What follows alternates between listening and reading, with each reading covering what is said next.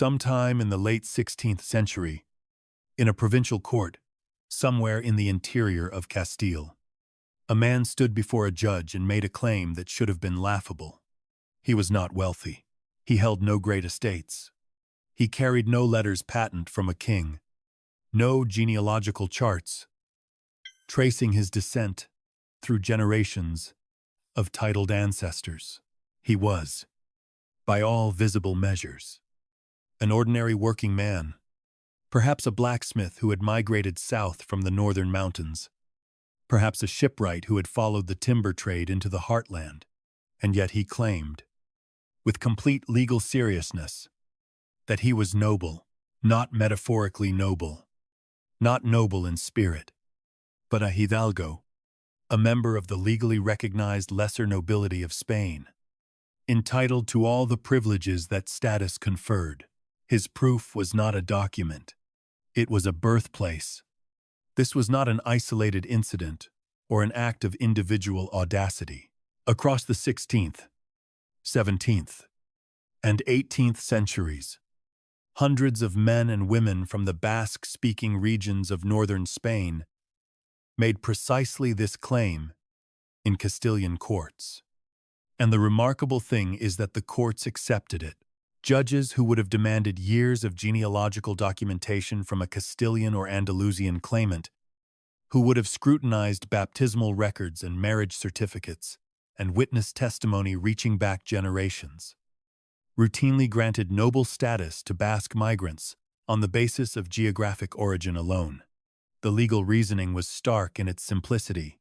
The Basque provinces had secured, through their ancient legal codes, known as the fueros, the recognition that all native-born inhabitants of those territories were hidalgos. Every single one. The blacksmith, the fisherman, the charcoal burner, the shepherdess. If you were born on Basque soil, to Basque parents, in a Basque house, you were noble by birth and by law. To grasp how extraordinary this was, you need to understand what hidalgia meant in early modern Spain. It was not a ceremonial distinction. It was not a social nicety. Noble status in the Spanish kingdoms carried concrete, material privileges that shaped every dimension of daily life. Hidalgos were exempt from direct taxation, the single most burdensome obligation of ordinary subjects. They could not be imprisoned for debt. They could not be subjected to judicial torture. They had privileged access to municipal offices, to military commands, to positions in the colonial bureaucracy, and to membership in the religious and military orders that controlled vast resources across the Iberian world. In a society where the line between hidalgo and pechero, between the taxed and the untaxed, determined whether your property could be seized, whether your body could be broken on the rack, whether your children could aspire to positions of authority. Noble status was not an abstraction. It was survival, and the Basques claimed it for everyone, not for a ruling family, not for a warrior caste. For the entire population, this was, as far as we can determine, unique in European history. Other regions had higher proportions of nobility than average. Parts of Asturias and Cantabria had significant hidalgo populations, sometimes reaching 30%. Poland had a large noble class, the Szlachta, perhaps 10% of the population. But nowhere else did an entire ethnic and linguistic community claim and receive legal recognition of universal noble status. The Basque claim was structurally paradoxical. If everyone is noble, the very concept of nobility, which depends on distinction from a non-noble majority, should collapse. Yet it did not collapse. It endured for centuries. The question that drives this entire story is not whether the claim was true in some biological or genealogical sense. It was not. The question is far more interesting. How did such an extraordinary legal fiction come to exist? Who benefited from it? What combination of geography, language, Mythology, political bargaining, and historical accident made it possible? And what does its long survival tell us about the nature of nobility itself? Not just in the Basque country, but across the whole of Europe?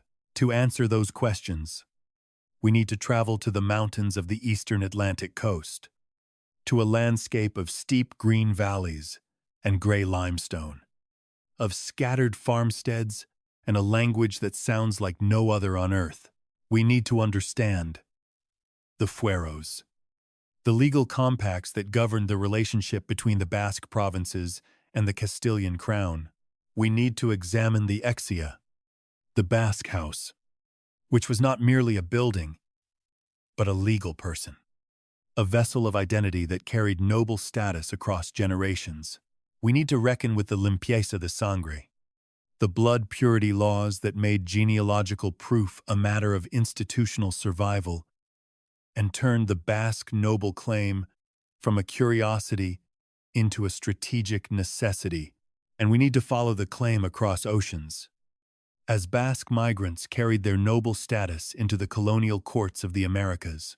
But we should begin where the historical record is most concrete and most strange, with the legal and political system that made universal nobility not just a myth, but a functioning institution. Because the most remarkable thing about the Basque noble claim is not that someone invented it. It is that an entire imperial state agreed to enforce it. The courtroom scenes that opened this story were not exceptional curiosities preserved in a single archive. They left a substantial documentary trail, the probanzas de hidalgo, the legal proceedings through which individuals proved their noble status, survive in large numbers in archives across Spain. The cases involving Basque claimants reveal the mechanics of the system with unusual clarity. A Basque migrant who wished to assert his nobility in a Castilian town would typically present witnesses who could testify to his birthplace, to the identity of his parents, and to the fact that his family had been recognized as hidalgos in their home province. The town council, which had a financial interest in denying the claim, would often challenge the evidence, and in the overwhelming majority of cases, the Basque claimant prevailed. What made these proceedings remarkable was their logic. In a standard Castilian hidalgo case, the claimant needed to demonstrate a genealogical chain reaching back through multiple generations of noble ancestors. But for Basque claimants, the argument was collective rather than individual. The Basque province, through their fueros, had established that all native inhabitants were noble. The crown had confirmed those fueros. Therefore, any person born in those provinces to native parents was noble by operation of law. The individual did not need to prove personal descent from specific noble ancestors. The nobility of the entire community served as sufficient proof. This legal architecture rested on claims about history, blood, and territory that we will examine throughout this story. And like all great legal fictions, it survived, not because everyone believed it, literally true, but because enough powerful people found it useful. To understand why the Basque claim to universal nobility mattered so profoundly, and why it generated such persistent controversy, we first need to understand what nobility actually meant in the Iberian world. The word carries different connotations depending on when and where you encounter it. In the popular imagination, shaped largely by English and French models, nobility conjures images of great landed aristocrats, of dukes and earls presiding over vast estates, of a tiny elite perched atop a social pyramid. In the Spanish kingdoms, the reality was both more complex and, in some ways, more consequential for ordinary life. The Spanish noble class was large, internally diverse, and defined less by wealth or political power than by legal status and the privileges that status carried. The fundamental legal division in Castilian society was between hidalgos and pecheros. Hidalgos were members of the lower nobility, a category that encompassed everyone from great lords to impoverished farmers, who owned nothing but a tumble-down house and a genealogical claim. Pecheros were commoners, the tax-paying majority. This was not a casual social distinction. It was a legal binary that determined rights, obligations, and life chances with brutal specificity. The most immediate and tangible privilege of hidalguía was tax exemption. Hidalgos were exempt from the pecho, the direct tax that fell on commoners, and from various other fiscal obligations that could consume a substantial portion of a pechero household's income. In a world where royal tax demands were frequent, unpredictable, and enforced with increasing severity, this exemption alone was worth fighting for. But the privileges extended well beyond taxation.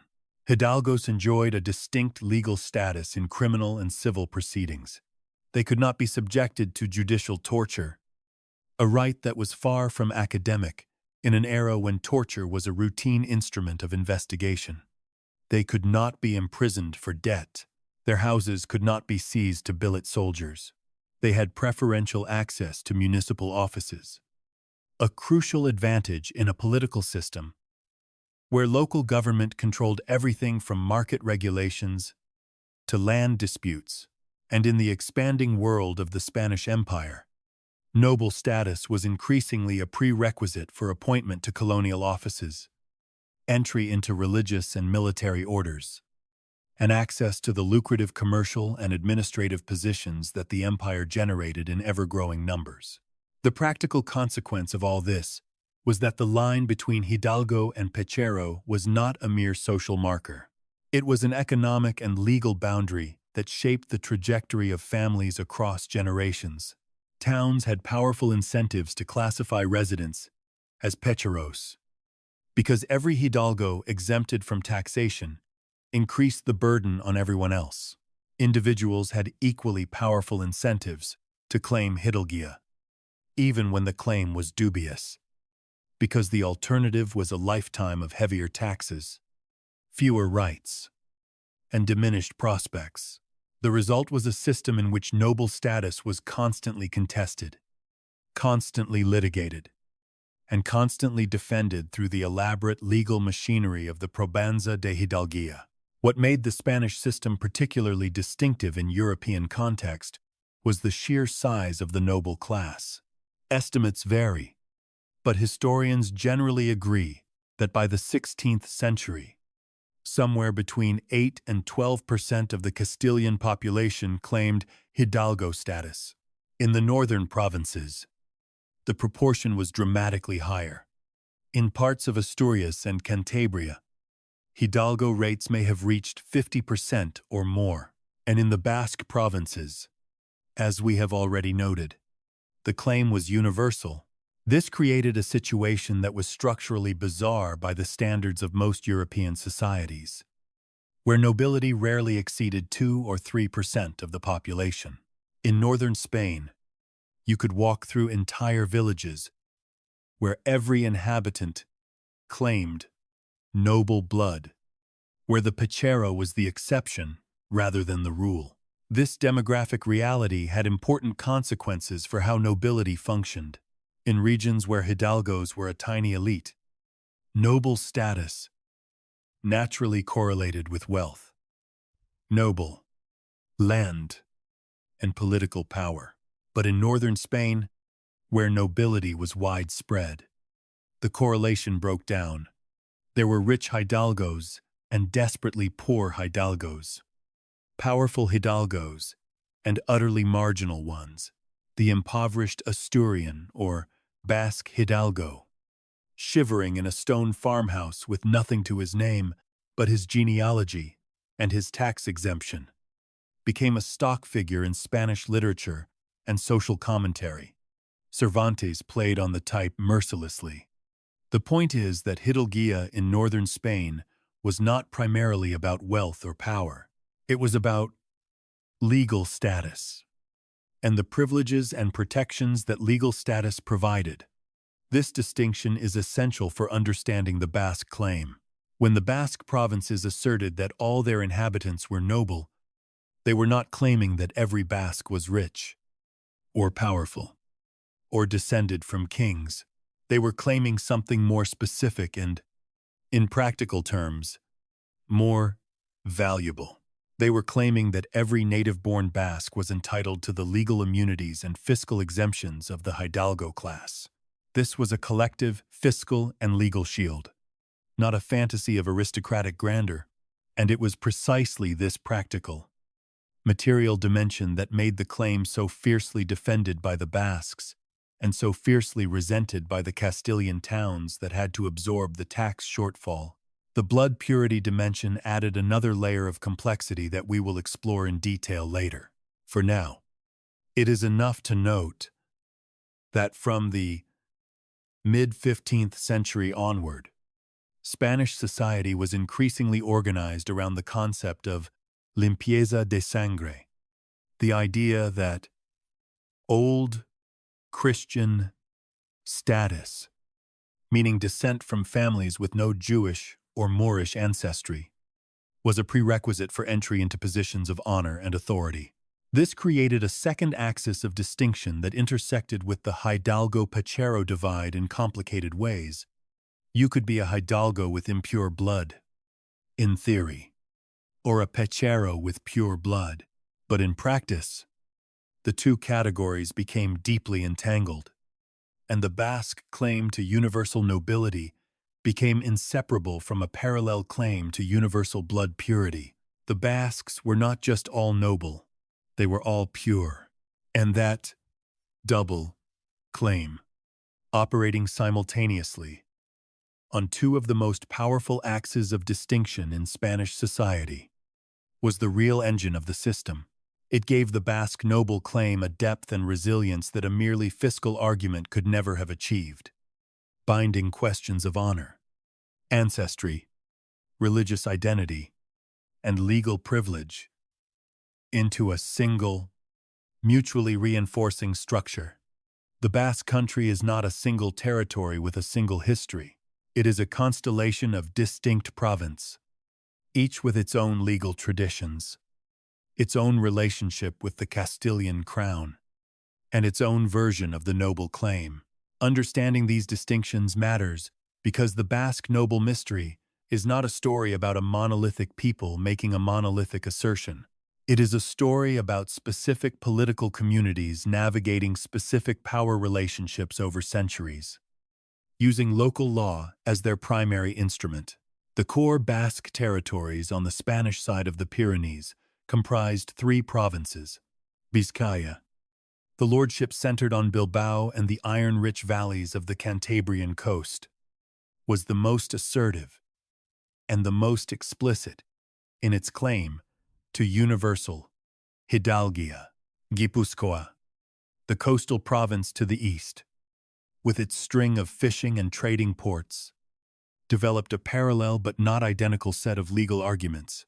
Álava, the inland province stretching south toward the Castilian Meseta, occupied a somewhat different position, with a more mixed population and a more contested relationship with the nobility question. And then there was Navarre, the old Pyrenean kingdom, which had its own distinct legal system, its own fueros, and its own complicated history of Basque identity that did not map neatly onto the framework of the western provinces. This story will focus primarily on Vizcaya and Guipúzcoa, where the universal nobility claim was most fully developed and most consequential, while noting where Álava and Navarre diverged. The instrument through which all of these provinces managed their relationship with the crown was the fuero. The fueros are sometimes described in popular accounts as ancient tribal laws, relics of a pre-Roman past preserved in the Basque mountains through centuries of isolation. This is largely myth. The fueros, as we know them, were medieval and early modern legal documents, compiled and codified over a period stretching roughly from the 14th to the 16th centuries. The Fuero Viejo of Vizcaya was first written down in 1452 and revised in the more comprehensive Fuero Nuevo of 1526. Gipuzkoa's legal framework was codified in stages across the 15th and 16th centuries. These were not timeless customs emerging from the mists of prehistory. They were negotiated compacts, products of specific historical circumstances and specific political bargains. What the fueros established was a particular kind of relationship between the Basque provinces and the crown of Castile. The provinces recognized the sovereignty of the Castilian monarch, but that sovereignty was conditional. The crown agreed to respect the foral privileges, which included a range of fiscal, military, and administrative immunities. Basque provinces controlled their own internal taxation. They were exempt from Castilian customs duties. They maintained their own systems of local governance through assemblies known as juntas generales, which exercised real legislative and administrative authority. Military obligations were defined by negotiation rather than royal command.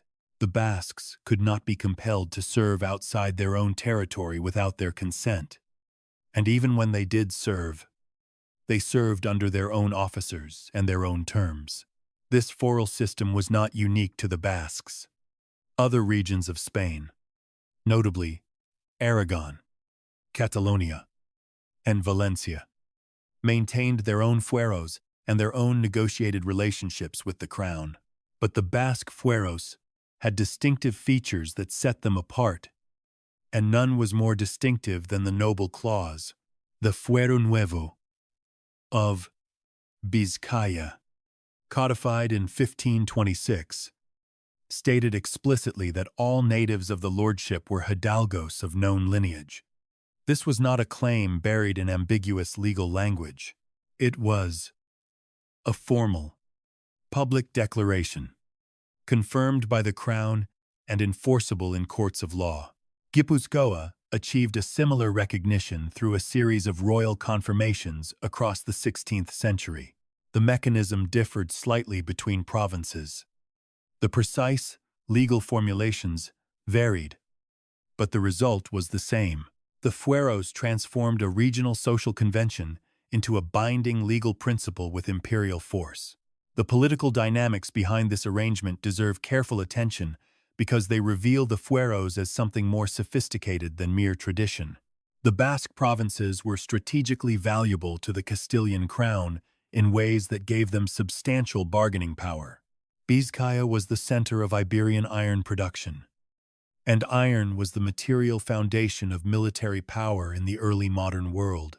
The Basque ports, particularly Bilbao and San Sebastian, were essential nodes in the Atlantic trade network. Basque shipyards built a significant proportion of the vessels in the Spanish fleet. Basque sailors and navigators were renowned throughout Europe. In the expanding colonial world, Basque merchants, administrators, and missionaries occupied positions of extraordinary influence. The crown needed the Basques, and the Basques knew it. The foral bargain can therefore be understood as a transaction. The provinces offered loyalty, iron, ships, sailors, and colonial expertise. In return, the crown respected their legal privileges, including the extraordinary privilege of universal nobility. This was not charity, and it was not deference to ancient custom. It was a political calculation made and remade across centuries, adjusted as circumstances shifted, strained in moments of conflict, and reaffirmed in moments of mutual need. The fueros survived because they were useful to both parties. The crown gained a reliable, skilled, and intensely loyal population in a strategically critical region.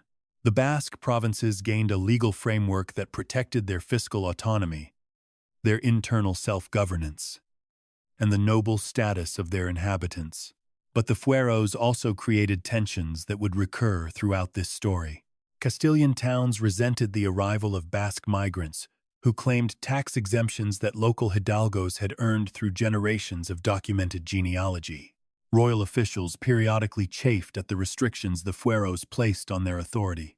Reformers questioned whether it was rational or just for an entire province to claim collective privileges that, in the rest of Spain, were individual and genealogically grounded. These tensions never disappeared. They simply coexisted with the practical advantages that made the system endure. The fueros were not ancient and immutable. They were living political instruments, constantly renegotiated, constantly defended, and constantly threatened. And the universal nobility clause was both their most extraordinary feature and their most vulnerable point. Understanding this institutional framework is essential before we can examine the content of the noble claim itself. The Basque assertion of universal hidalguía was not a folk belief floating free of institutional support. It was embedded in a specific legal architecture, confirmed by royal authority, and enforceable through the machinery of the Spanish judicial system, whatever mythological and ideological scaffolding supported it. And there was plenty, as we shall see. The claim had its real power not in legend but in law. Having established the legal and institutional framework, we can now examine the content of the claim itself with the specificity it demands. The Basque assertion of universal hidalguía was not a vague cultural sentiment. It was a body of legal, historical, and genealogical arguments, developed over centuries, codified in formal texts, and tested repeatedly in adversarial proceedings. Understanding exactly what was claimed, and on what grounds, is essential to evaluating how the claim functioned and why it survived. The core assertion had several interlocking components. First, that all native-born inhabitants of the Basque provinces were hidalgos, with all the legal privileges that status entailed. Second, that this nobility was not conferred by any king or lord, but was inherent, originating in the antiquity of the Basque people and their unbroken occupation of their homeland. Third, that the Basques had never been conquered by any foreign power, neither by Rome, nor by the Visigoths, nor by the Moors, and that this unconquered status was itself proof of their noble independence. Fourth, that the Basque population had never been contaminated by intermarriage with Jews, Moors, or converts, and that Basque blood was therefore universally pure. These four elements, legal privilege, inherent antiquity, unconquered status, and blood purity, formed a mutually reinforcing structure. Each element supported the others, and together they constituted a claim of extraordinary ambition. The legal mechanism through which this claim operated in practice was the probanza de hidalguía, the formal proceeding through which an individual's noble status was adjudicated. For non-Basque Castilians, this was a demanding process. The claimant typically needed to produce documentary evidence of noble ancestry, along with witnesses who could testify to the family's reputation, lifestyle, and tax-exempt status across multiple generations. The documentation had to establish a chain of descent from recognized hidalgos. For Basque claimants, the process was streamlined in a way that reflected the collective nature of the claim. The claimant needed to demonstrate three things: that he or she had been born in a Basque province, that his or her parents were also native Basques, and that the family was associated with a recognized Basque house, an etxea, with an established place in the community. If these conditions were met, the collective nobility of the province attached to the individual automatically. This produced situations that struck many Castilian observers as absurd. A Basque charcoal burner, or mule skinner, arriving in a Castilian town with dirt under his fingernails and no property to his name, could claim legal equality with established local hidalgos, whose families had held noble status for centuries. The town would resist, because granting the exemption meant redistributing the tax burden among fewer picheros. But the courts, bound by the foral framework and royal confirmations, would typically rule in the Basque claimant's favor. The resentment this generated was real and persistent. Castilian satirists mocked the pretensions of poor Basque hidalgos.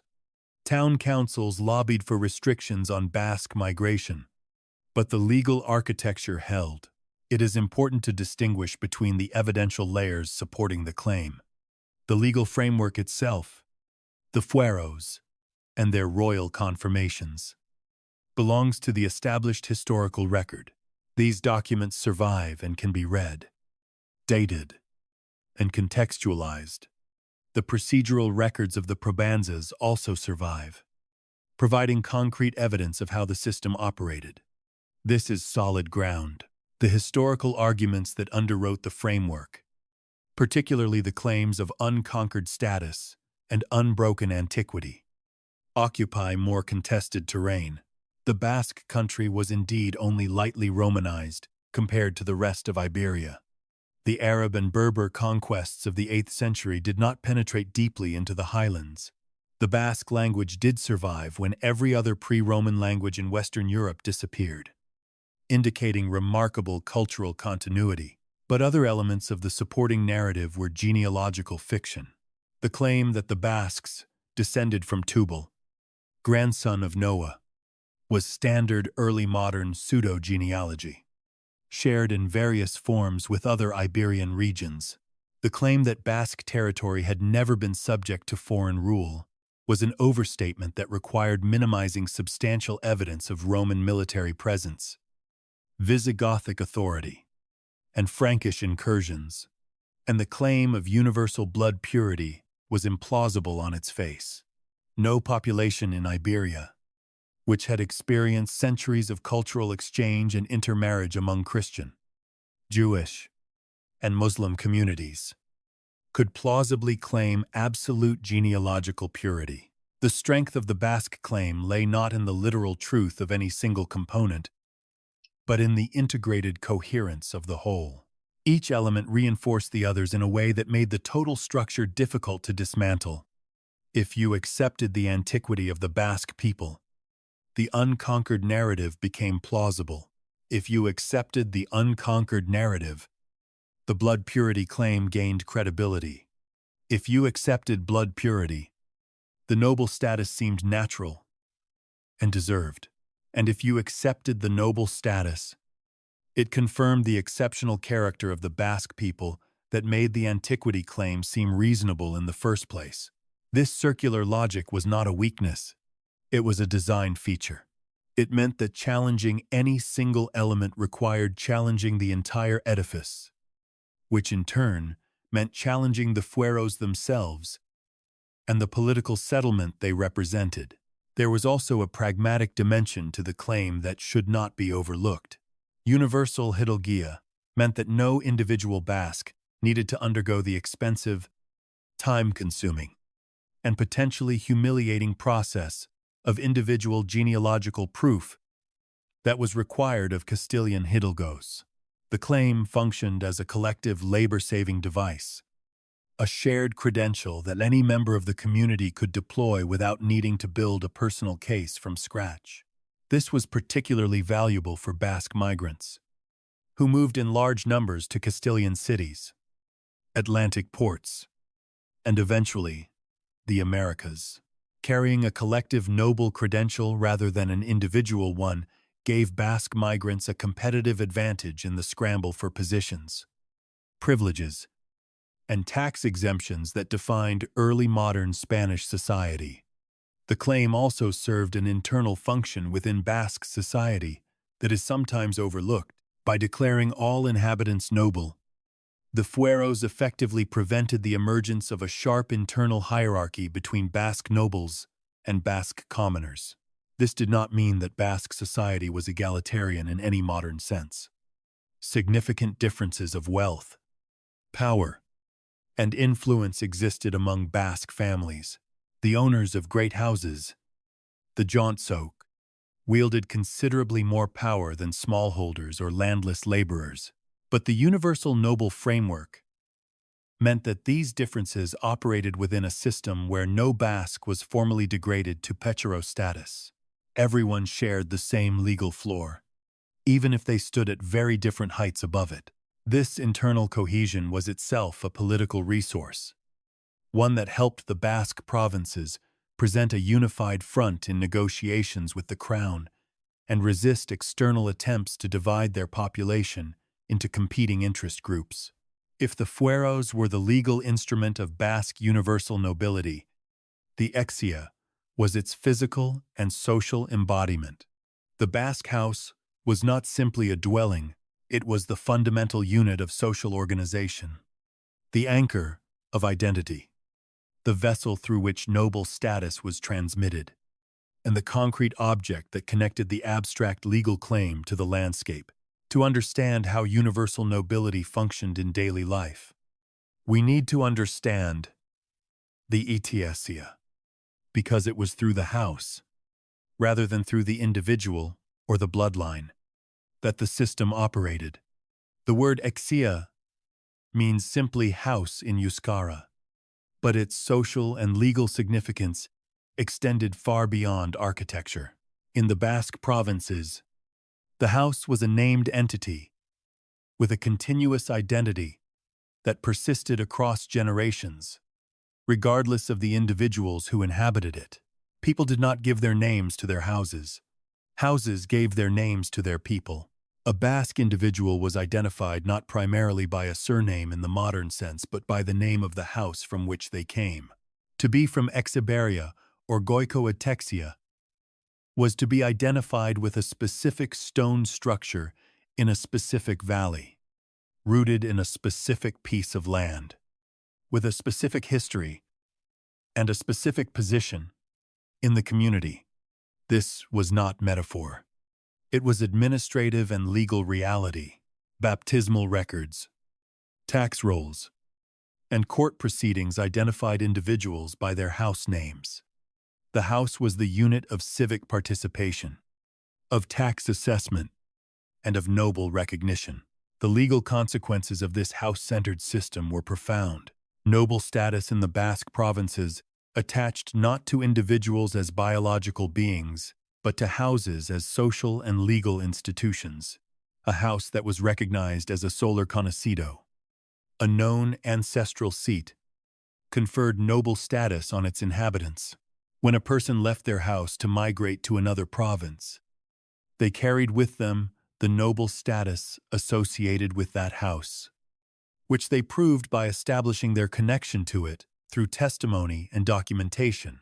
When a new family occupied an established house, they inherited the house's social identity, including its noble associations. The house was the durable element. People flowed through it. This system produced inheritance practices that struck outside observers as unusual. Basque inheritance in many areas followed a stem family model in which the house was transmitted intact to a single heir, usually the eldest child, regardless of sex.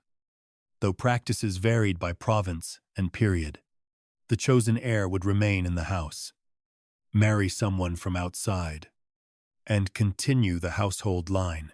The non-inheriting siblings would leave, either to marry into other houses or to seek their fortunes elsewhere. The critical point was that the house must not be divided. Its physical integrity, its name, its legal identity, and its associated noble status all depended on its continuity as a single unit. This was not sentimental attachment to real estate. It was a legal and social necessity in a system where identity and status were house-based rather than individual-based. The physical structures themselves reflected this significance. Traditional Basque farmsteads, the baseriak, were substantial stone buildings designed for permanence. Many that survive today date from the 16th and 17th centuries. though they often occupy sites that had been continuously inhabited for much longer. They were built to last, not because their owners were wealthy, though some were, but because the house was understood as an institution that should outlive any individual generation. The architectural solidity of the exea was itself a statement of continuity, a physical argument for the antiquity and permanence of the lineage it represented. Many of these houses bore carved stone coats of arms on their facades, armorial shields that declared the noble status of the household. These carved escutcheons, which can still be seen throughout the Basque countryside, are among the most visible surviving markers of universal nobility. Their sheer number is striking. In Castile, or Andalusia, a coat of arms on a house was a mark of notable distinction, indicating a family of genuine social prominence. In the Basque country, they appeared on farmhouses, on modest rural dwellings, on buildings that by any Castilian standard would have been considered humble. This visual proliferation of heraldic display was both a product and a reinforcement of the universal nobility claim. Every carved shield said the same thing. This house is noble. Its inhabitants are noble. This land produces nothing but nobles.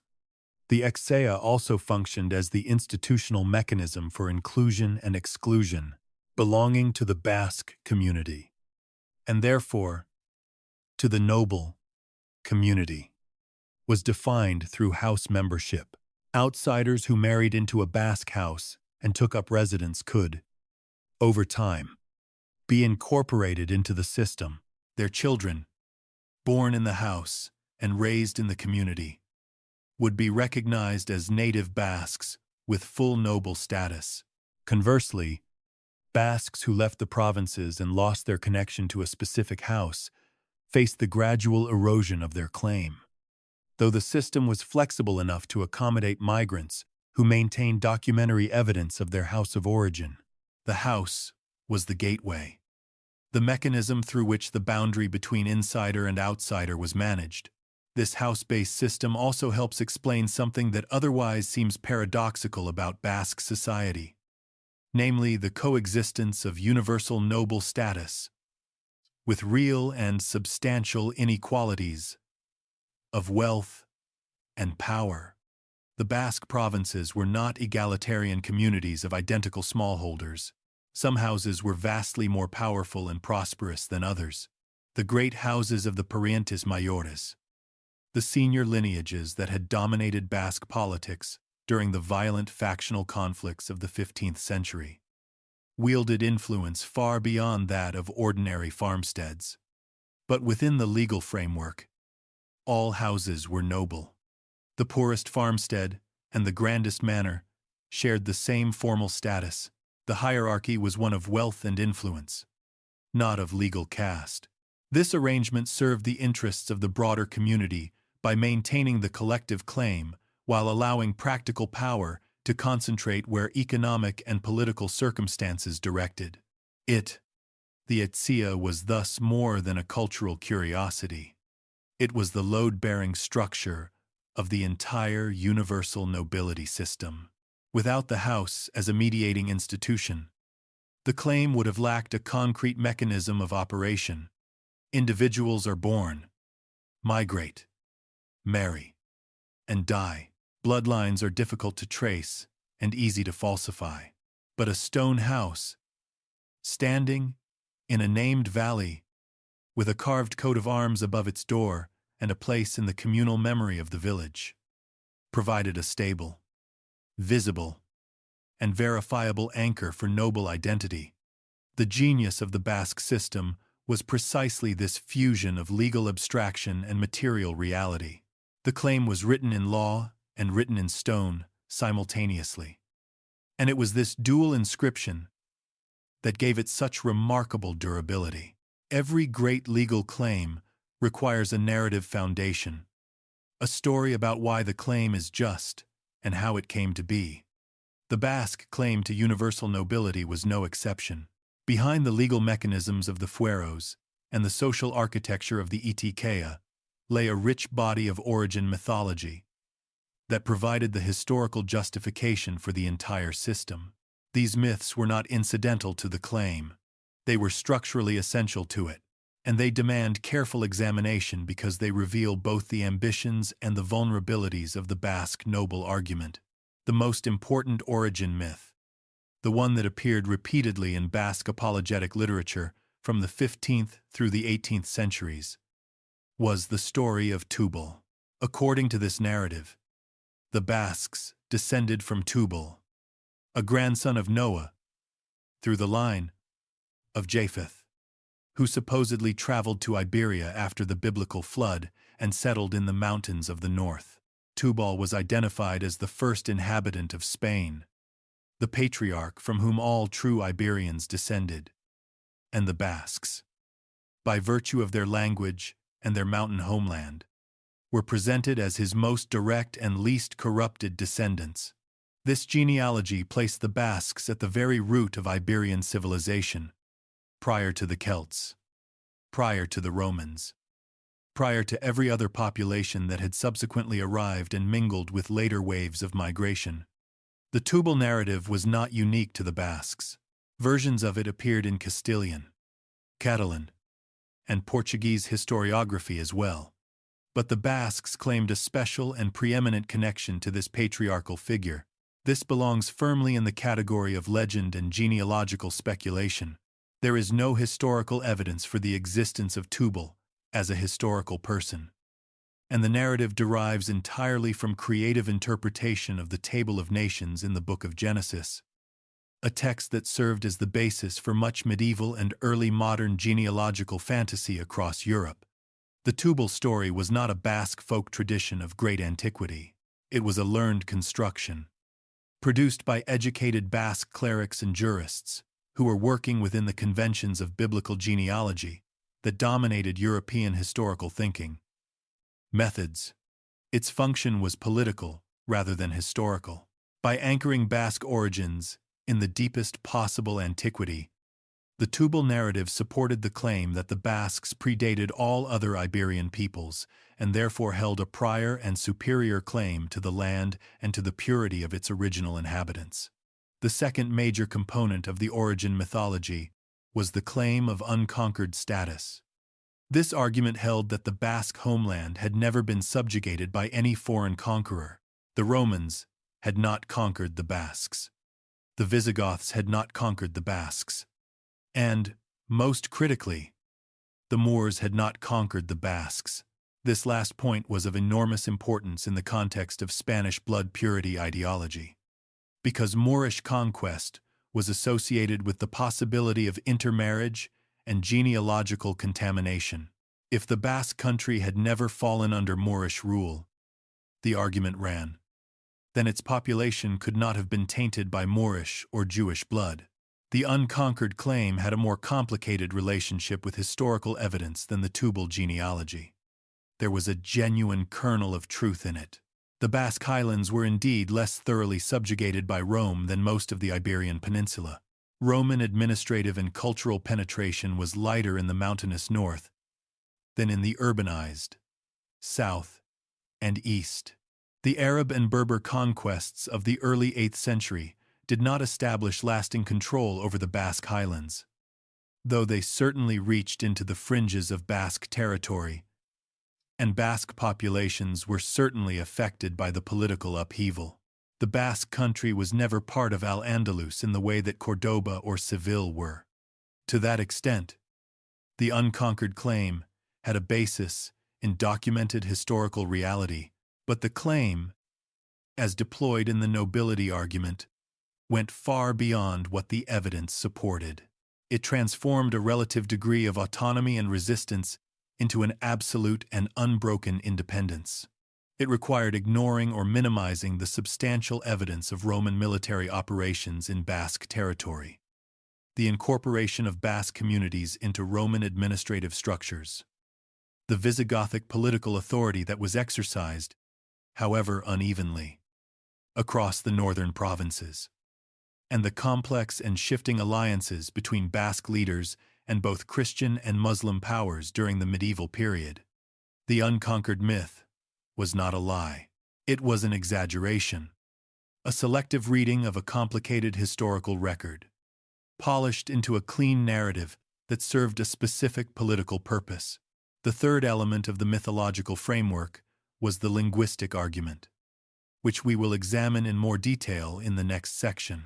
For now, it is sufficient to note that the survival of Euskara, a language with no demonstrated relationship to any other known language, was presented as proof of the Basques' absolute separateness from the surrounding populations.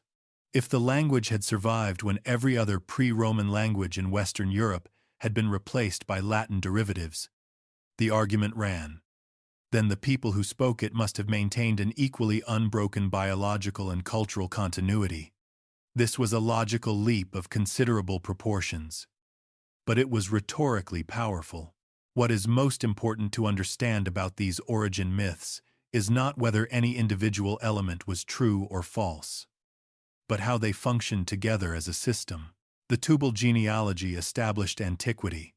The unconquered narrative established purity. The linguistic evidence established separateness. Together, they created a comprehensive origin story that justified every element of the legal claim. The Basques were the oldest people in Iberia. They had never been conquered or contaminated. Their language proved their continuity. Their nobility was therefore inherent, original, and inextinguishable. This was not a folk tale passed down around hearths. It was a carefully constructed ideological apparatus, developed and refined by educated elites, deployed in legal proceedings and political negotiations, and published in learned treatises that circulated throughout the Spanish world. The creators and propagators of this mythology were not naive believers in fairy tales. They were jurists, clerics, and political actors who understood perfectly well the strategic value of the narratives they were crafting. The Basque apologetic tradition, the body of literature defending Basque privileges and origins, was a sophisticated intellectual enterprise that engaged seriously with the historiographical methods of its time, even as it reached conclusions that modern scholarship has thoroughly dismantled. Figures like Esteban de Garibay in the 16th century and Manuel de Larramendi in the 18th produced works of considerable learning and rhetorical skill in defense of the Basque noble claim, works that reveal both the ambition and the ingenuity of the enterprise. Of all the evidence marshaled in support of the Basque noble claim, none was more viscerally persuasive or more intellectually slippery than the Basque language itself. Euskara occupied a unique position in the argument for universal hidalgia because it seemed to offer tangible, living proof of what the origin myths asserted in narrative form. Here was a language spoken by hundreds of thousands of people that bore no detectable relationship to any other language in Europe or, as far as anyone could determine, in the world. If the Basques spoke a language that was demonstrably unlike Latin, unlike Celtic, unlike Germanic, unlike Arabic, unlike anything their neighbors spoke, then surely they were a people apart, a remnant of some more ancient stratum of humanity that had survived in the mountains while every other population around them was absorbed, conquered, or transformed. The language did not merely support the noble claim. In the minds of many defenders of Basque privilege, it was the noble claim made audible. The linguistic argument operated through a chain of reasoning that was elegant in its construction, even as it was problematic in its logic. The first link was the observation that Euskara was isolate, unrelated to any known language family. This much was and remains factually accurate. Modern historical linguistics has confirmed what early modern observers recognized intuitively. Euskara has no demonstrated genealogical relationship to any Indo-European language, nor to any other attested language family. Numerous attempts have been made to connect it to Berber, to Caucasian languages, to Iberian inscriptions, to Etruscan, and none has achieved consensus. Euskara stands alone. This linguistic isolation is genuinely remarkable and is established fact, not legend. The second link was the inference that linguistic isolation implied ethnic or population continuity.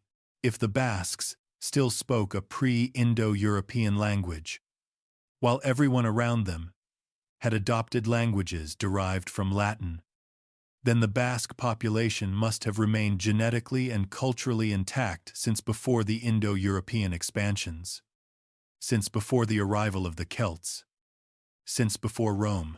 This inference was far less secure than it appeared. Languages can persist even as populations change dramatically through intermarriage, migration, and cultural absorption. A community can adopt the language of a minority elite or retain the language of an earlier population while incorporating substantial genetic input from newcomers. The relationship between language and biological descent is complex, contingent, and frequently non-linear. But in the intellectual framework of early modern Europe, where language and blood were often treated as interchangeable markers of identity, the inference seemed obvious and powerful. The third link was the conclusion that population continuity implied purity. If the Basque people had remained intact and unmixed since before the arrival of every subsequent wave of invaders, conquerors, and migrants, then their blood was pure in the most absolute sense available. They had not mixed with Romans, or Visigoths, or Moors, or Jews, or anyone else. They were, in a word, autochthonous, sprung from the soil of their homeland in a continuous line, stretching back to the earliest human occupation of the peninsula. And purity, in the framework of Spanish blood ideology, meant nobility. The chain was complete. Isolated language proved continuous population. Continuous population proved pure blood. Pure blood proved noble status. This argument was deployed with particular force during the height of the limpieza de sangre era, when proof of old Christian ancestry was demanded for entry into positions of honor throughout the Spanish world. The Basque language became a kind of biological certificate, a marker that no convert or descendant of converts could fake. You could forge a genealogy. You could buy witnesses. You could move to a new town and reinvent your family history, but you could not fabricate a mother tongue. If you spoke Euskara natively, if your parents spoke it and their parents before them, you were authentically and indisputably Basque, which meant authentically and indisputably pure, which meant authentically and indisputably noble. The language functioned as a seal of authenticity that was harder to counterfeit than any document. The role of language in the noble claim also had consequences for how Euskara itself was perceived. In most of the Spanish world, vernacular languages other than Castilian were viewed with condescension. Catalan, Galician, and Aragonese were regional tongues that educated speakers often abandoned in favor of Castilian. Euskara could have followed the same trajectory. Instead, its strangeness became an asset. Its incomprehensibility to outsiders was not a mark of backwardness but of authenticity. The noble claim gave Euskara a prestige that other regional languages lacked, transforming what might have been a stigma into a badge of distinction. It is worth noting, however, that the relationship between Euskara and the noble claim was not without internal tensions. Not all Basques spoke Euskara with equal fluency, and by the early modern period, significant portions of the Basque country, particularly in southern Álava and parts of western Vizcaya, had shifted substantially toward Castilian. If the language was the proof of nobility, what happened when the language receded?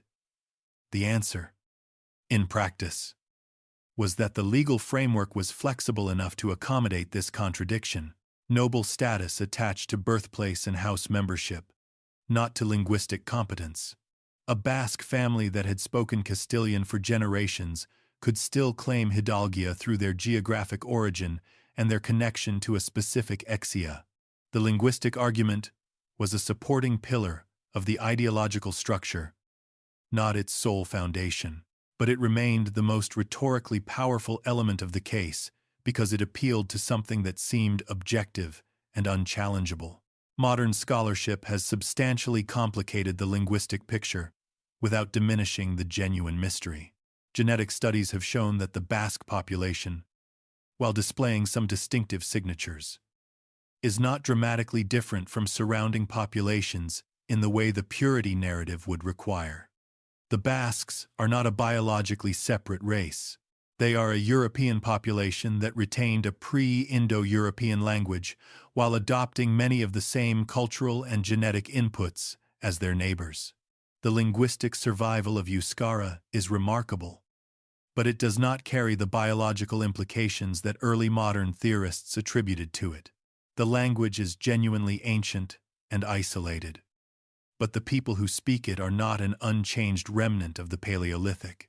The gap between what Euskara actually demonstrates and what the noble claim required it to demonstrate is one of the most instructive features of the entire story. It reveals how cultural evidence can be recruited for political purposes, how a genuine linguistic mystery can be inflated into a biological and genealogical certainty, and how the resulting narrative can persist long after the original political context has vanished. The Basque language remains a fascinating puzzle for linguists, but its deployment as proof of collective nobility was a political achievement, not a scientific discovery.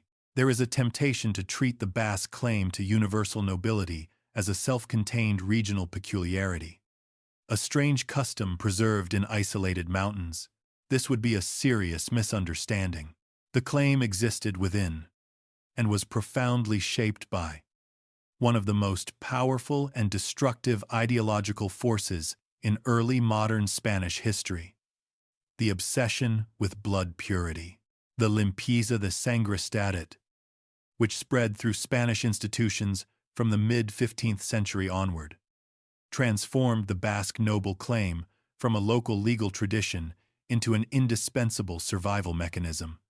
Without limpieza de sangre, the claim might have remained a regional curiosity. With it, the claim became a matter of existential importance for every Basque who wished to participate fully in Spanish society. The blood purity statutes emerged from the violent social upheavals of 15th century Castile, particularly the tensions surrounding the converso population, Jews who had converted to Christianity and their descendants.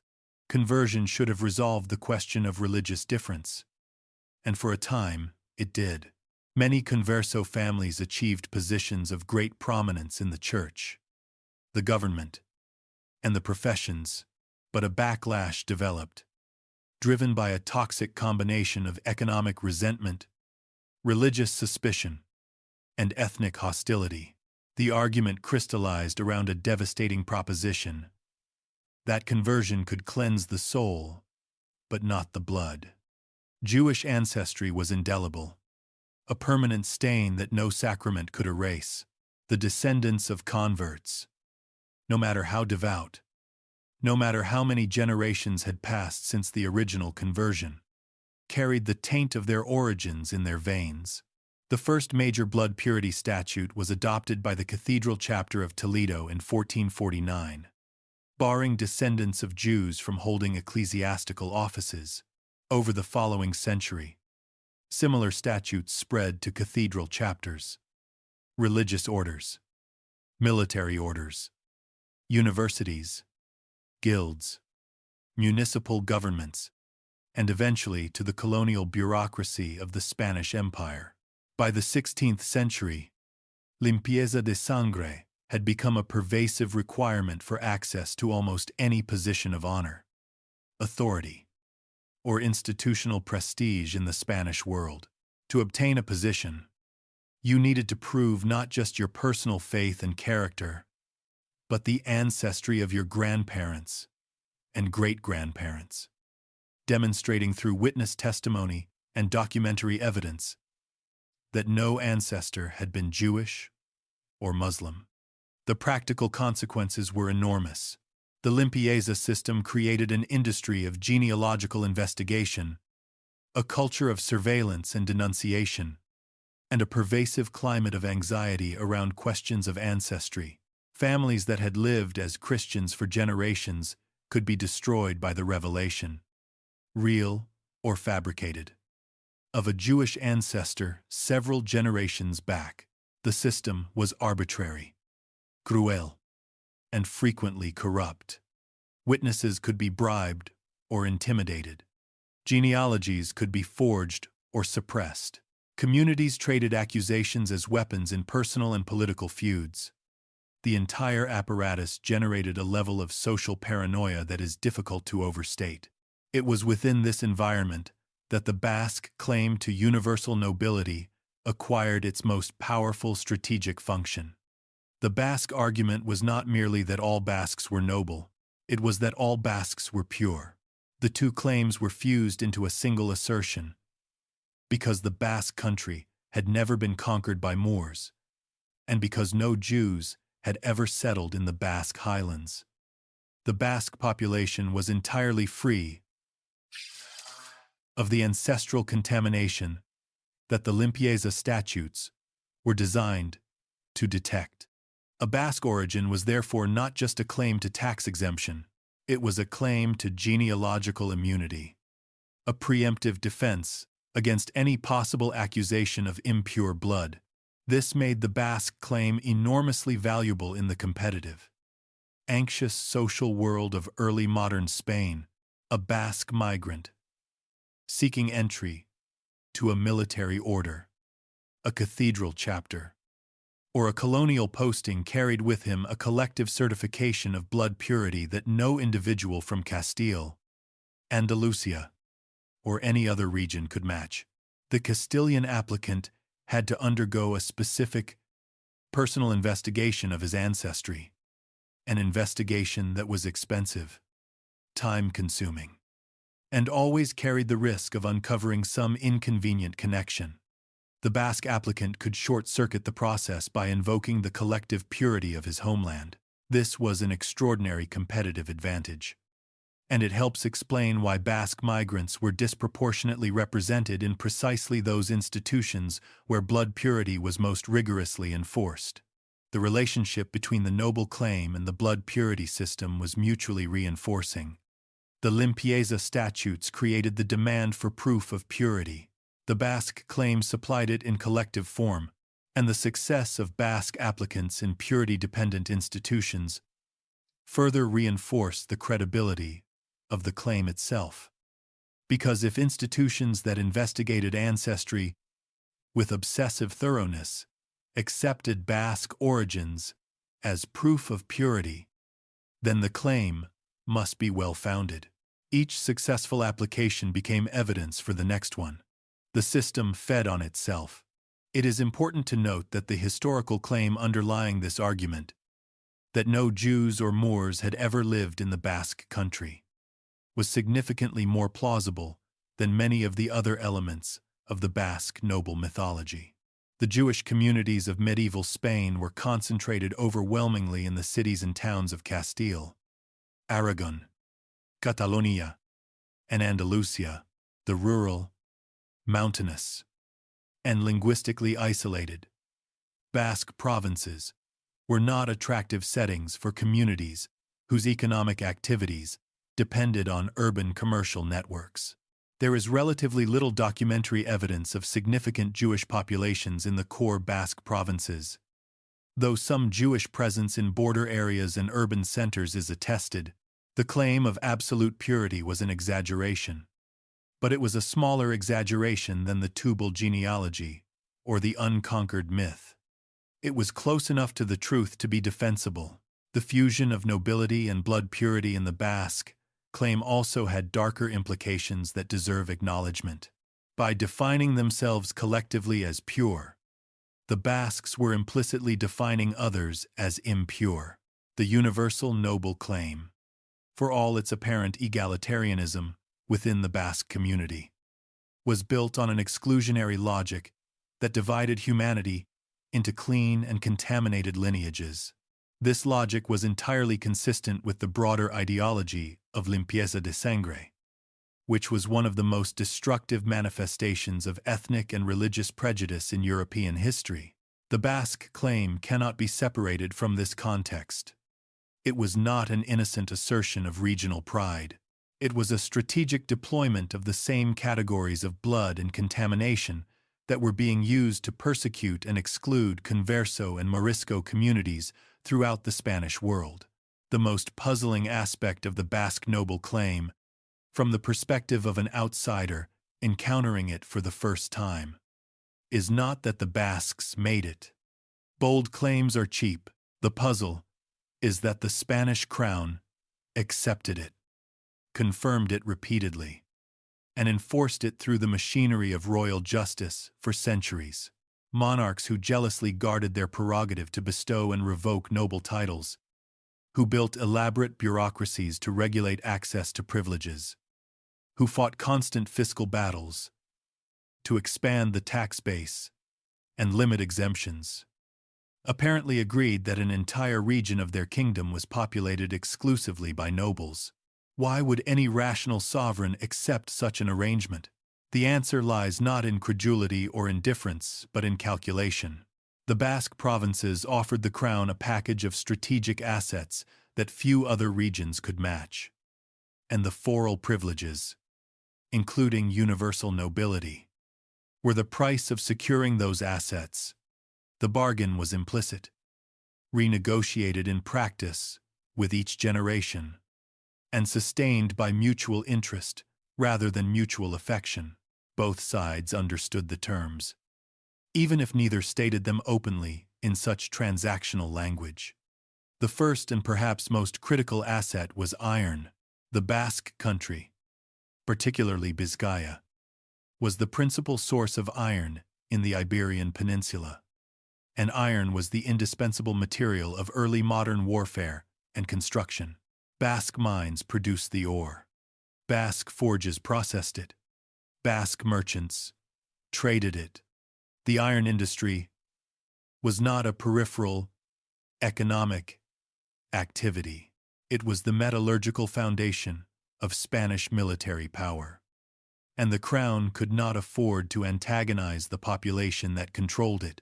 The iron trade gave the Basque provinces an economic leverage that translated directly into political leverage. And the foral privileges were part of the implicit compact that kept the iron flowing.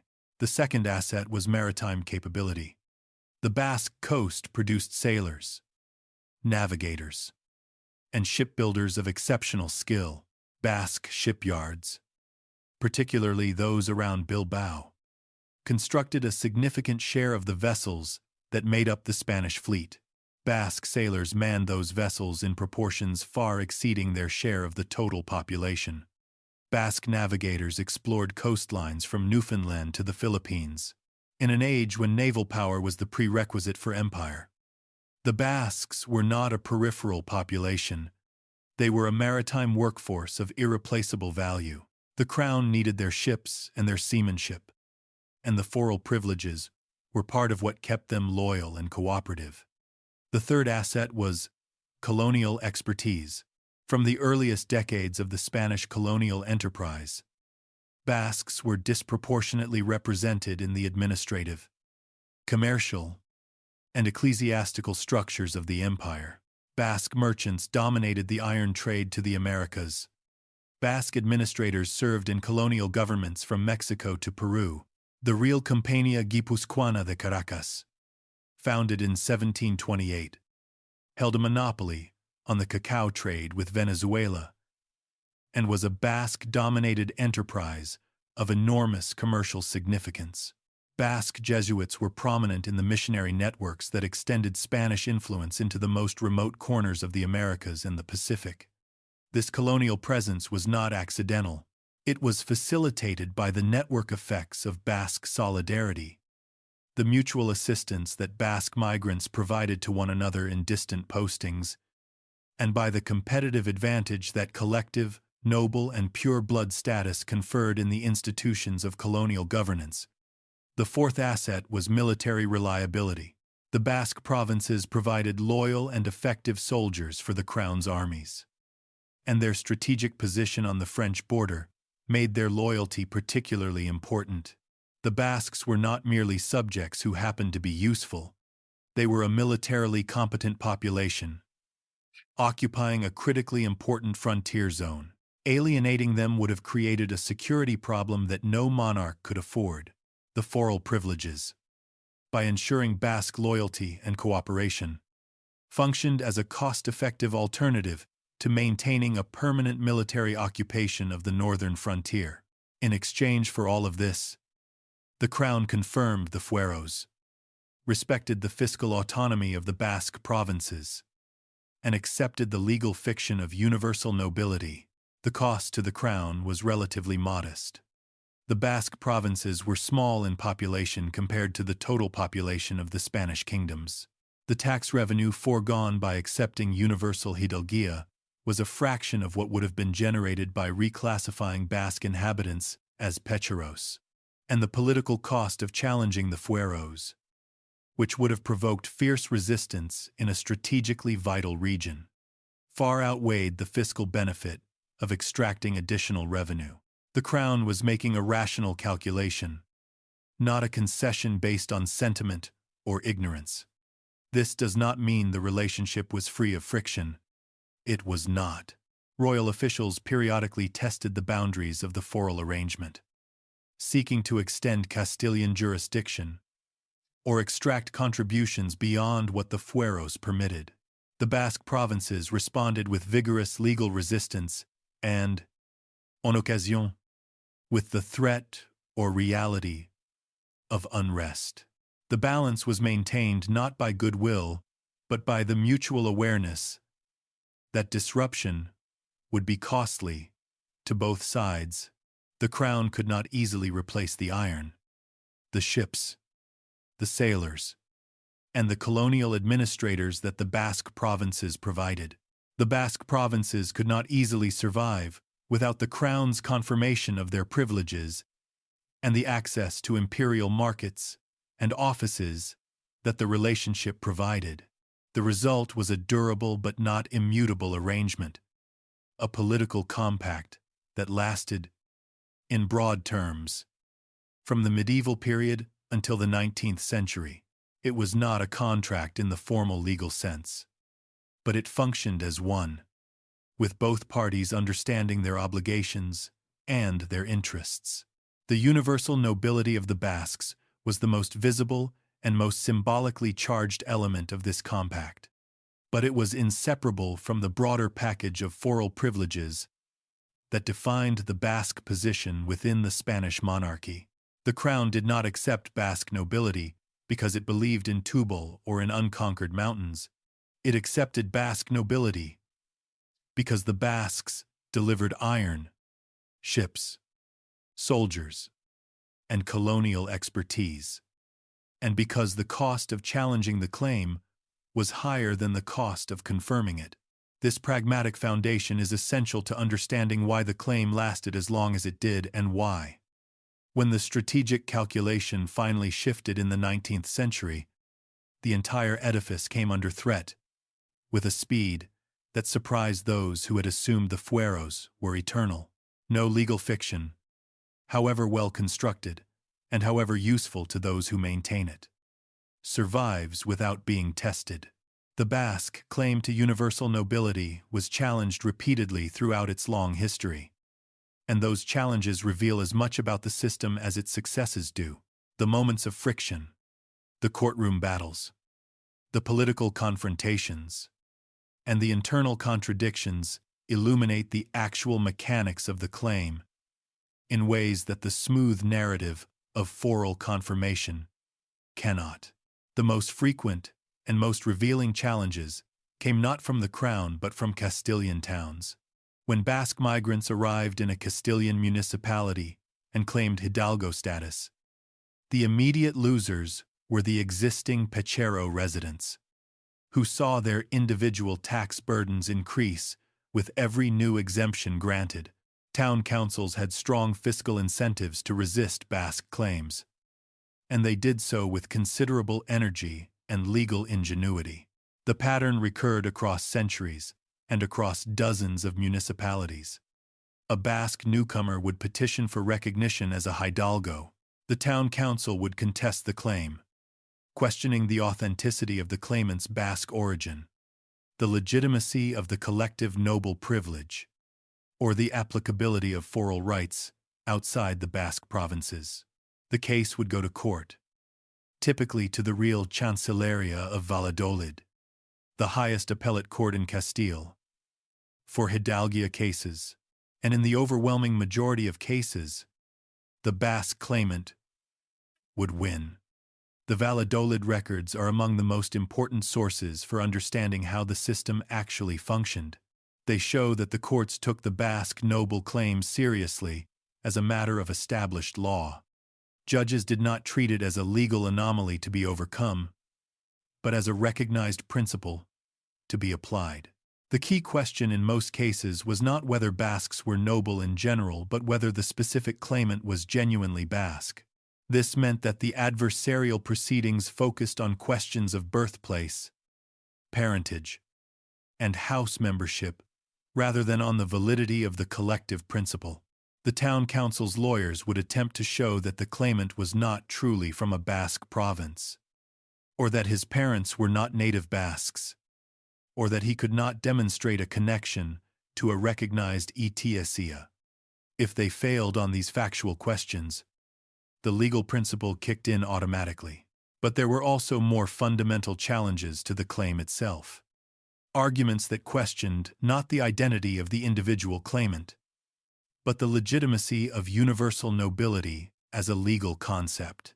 Castilian jurists and political writers periodically attacked the Basque privilege on both theoretical and practical grounds. The theoretical objection was straightforward. If nobility implied distinction from commoners, then a community where everyone was noble had effectively abolished the meaning of the category. Universal nobility was a contradiction in terms, an abuse of language that converted a mark of distinction into a collective entitlement.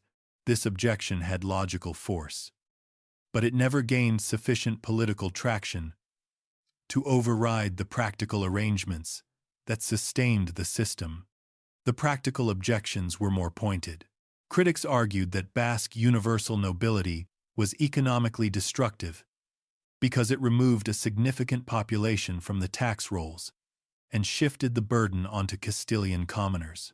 They argued that it was socially corrosive because it allowed impoverished Basque migrants to claim precedence over established Castilian families with genuine records of noble service, and they argued that it was legally absurd because it substituted collective geographic origin for the individual genealogical proof that was the standard everywhere else in the kingdom. These arguments resonated with those who bore the costs of the system, but they could not overcome the political realities that sustained it.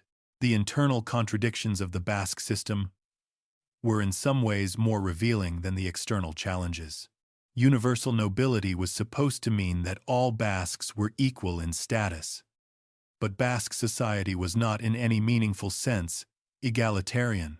The Jontsoc, the heads of the great lineage houses, wielded power and influence that bore no comparison to that of ordinary smallholders. The violent bandit wars of the 15th century, the struggles between the Oñachino and Gamboino factions that convulsed the Basque country, had demonstrated that Basque society could be as violently hierarchical as any other. The great houses had retainers, clients, and dependents. They controlled local politics, monopolized lucrative offices, and accumulated estates that dwarfed those of their neighbors. Universal nobility did not flatten these hierarchies. It simply ensured that they operated within a framework where no Basque was formally classified as a commoner. There was also the question of who counted as Basque. The boundary of the noble community was not self-evident, and policing it required constant attention. What about families of Castilian, French, or Navarrese origin who had settled in the Basque provinces. Were they automatically noble by virtue of residence? Or did they need to demonstrate Basque ancestry? But in general, the system required more than mere residence. You needed to be born in the province to parents who were themselves recognized as native Basques. This created a boundary that was porous enough to allow gradual absorption of newcomers over several generations but rigid enough to prevent mass claims by recent arrivals. The system was not as hermetically sealed as the purity mythology suggested, but it was not an open door either. Another tension lay in the relationship between the Basque provinces and the Kingdom of Navarre. Navarre had its own complex internal hierarchy that included both noble and non-noble populations. The Navarrese system did not embrace universal hidalguía in the way that Vizcaya and Guipúzcoa did.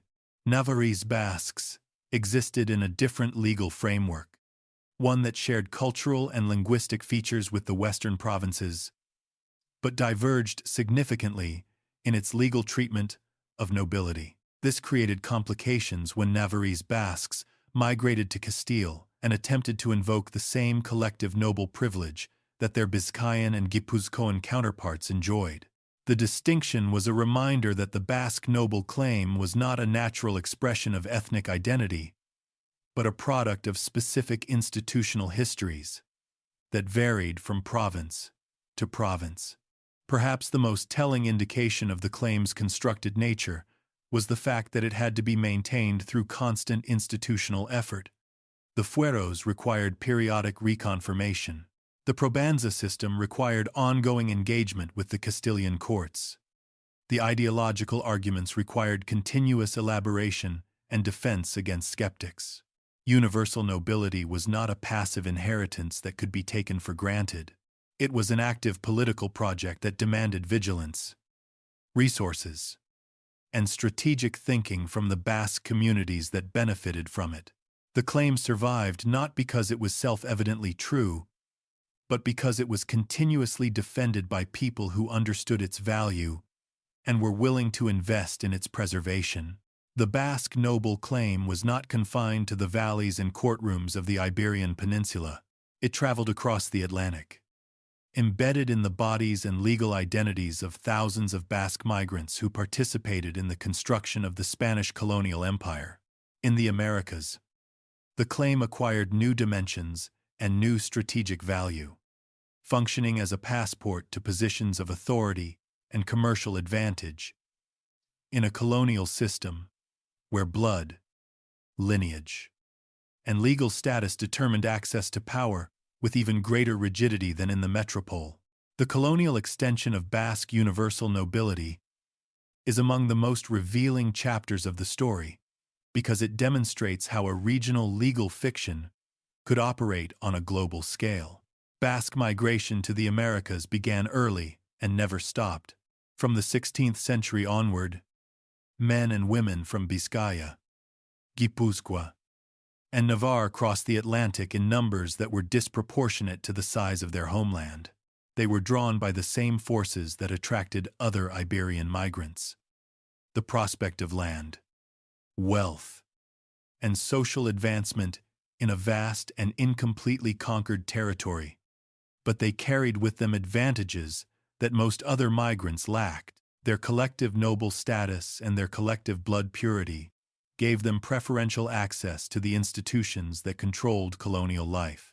In a world where appointment to a colonial governorship, admission to a religious order, or entry into a commercial guild required documented proof of hidalguía and limpieza de sangre, the Basque collective credential was an enormously efficient tool. The result was a pattern of Basque overrepresentation in colonial elites that is well documented by historians of Latin America. Basque merchants dominated certain sectors of colonial trade with remarkable consistency. The silver economy of New Spain and Peru attracted Basque entrepreneurs who leveraged their metropolitan connections and their privileged legal status to secure advantageous positions.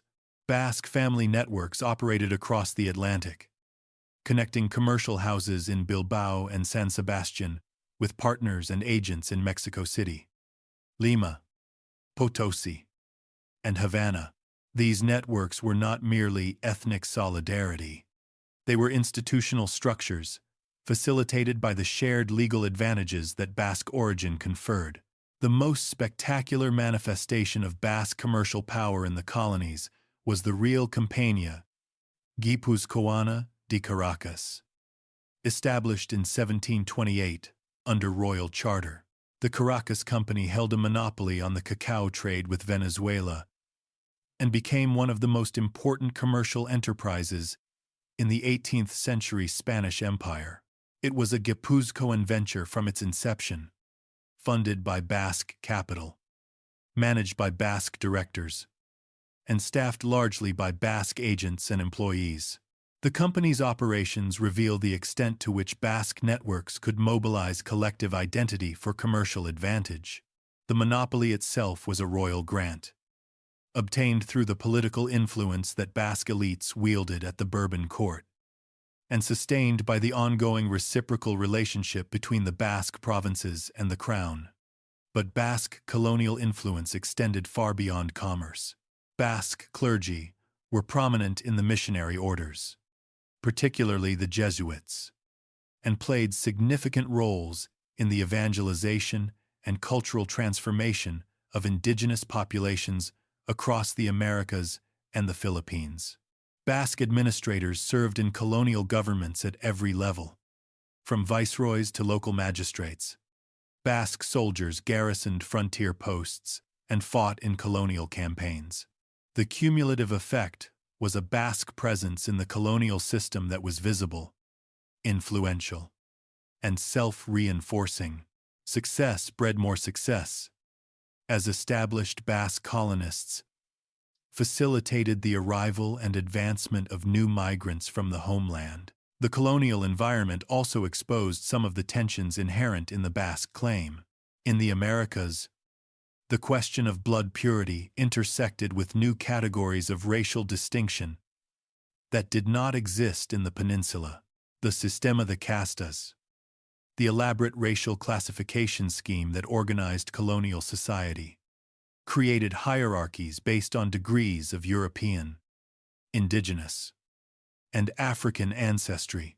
Within this system, Basque migrants occupied a position of particular privilege because their claim to universal purity placed them unambiguously at the top of the racial hierarchy. They were not merely European. They were the purest Europeans, the most ancient Christians, the least contaminated by any non-European ancestry. This gave them advantages even over other peninsular Spaniards whose blood purity might be questioned. The colonial context also generated conflicts between Basque networks and other regional groups competing for the same positions and resources. The rivalry between Basque and non-Basque factions in colonial cities was sometimes intense and occasionally violent. In the 18th century, factional conflicts between Basque networks and Creole elites erupted in several colonial settings, reflecting the resentment that Basque collective privilege could generate among those who lacked similar advantages. These conflicts mirrored, in a colonial key, the same tensions that Basque noble claims generated in Castilian towns. The friction between a group that claimed collective privilege and the communities that bore the costs of accommodating it. The colonial chapter of the Basque noble story also illustrates a broader point about how legal fictions travel. The Basque claim was created within a specific Iberian institutional context, grounded in specific fueros, specific court procedures, and specific relationships with the Castilian crown. When it crossed the Atlantic, it entered a different institutional environment, one shaped by racial classifications and imperial bureaucracies that had no direct analog in the peninsula. Yet the claim adapted and thrived, because the fundamental mechanism remained the same: collective, noble, and pure blood status, certified by geographic origin rather than individual genealogy, gave Basque migrants a competitive advantage in any system that distributed power and privilege on the basis of ancestry. The Americas did not invent this logic. They amplified it. The scale of Basque colonial influence has left lasting traces in the Americas. Basque surnames are common throughout Latin America. Place names of Basque origin dot the map from Mexico to Argentina. Basque architectural traditions influenced building styles in colonial towns, where Basque settlers concentrated. And the institutional legacies of Basque commercial and administrative networks persisted long after the colonial system that created them had dissolved. The colonial extension was not a footnote to the Basque noble story. It was one of its most consequential chapters, demonstrating that a legal fiction born in a few small mountain provinces could shape the distribution of power and wealth across an entire hemisphere. Nothing lasts forever. And the Basque noble claim, for all its resilience, eventually succumbed to forces that were too powerful and too broadly based to resist. The erosion of universal hidalguía was not a single event, but a process that unfolded across roughly a century. From the mid-18th century to the final abolition of the fueros in 1876, understanding this process requires attention to the intellectual, political, and military transformations that progressively undermined the foundations on which the claim had rested.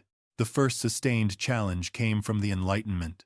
The intellectual movement that swept through Europe in the 18th century brought with it a fundamental skepticism toward inherited privilege, traditional authority, and the mythological foundations of political institutions. Enlightenment thinkers in Spain, the Ilustrados, applied critical reason to the social structures of the ancien regime, and the Basque noble claim was an obvious target. The Tubal genealogy, the unconquered myth, the chain of reasoning, from linguistic isolation to blood purity to nobility. All of these were subjected to a rationalist critique that found them wanting. The Ilustrados did not necessarily oppose the Basques as a people, and some of them were themselves Basque, but they opposed the principle that legal privilege should rest on mythological foundations and argued for a more rational organization of state and society. The Royal Basque Society of Friends of the Country, founded in 1765, illustrates the complexity of this moment. The society was an Enlightenment institution, dedicated to promoting education, science, agriculture, and economic development in the Basque provinces. Its founders were Basque elites who embraced the language of progress and reform. Yet the society existed within the foral framework and depended on the privileges that the fueros conferred. The tension between Enlightenment reform and foral tradition ran through the heart of Basque society itself, dividing those who saw the fueros as obstacles to progress from those who saw them as essential protections for regional autonomy. The Bourbon dynasty, which replaced the Habsburgs on the Spanish throne in 1700, brought a centralizing impulse that put additional pressure on regional privileges throughout Spain. The Bourbons sought to create a more uniform, more efficient, more centrally administered state, and regional fueros of all kinds were obstacles to this project.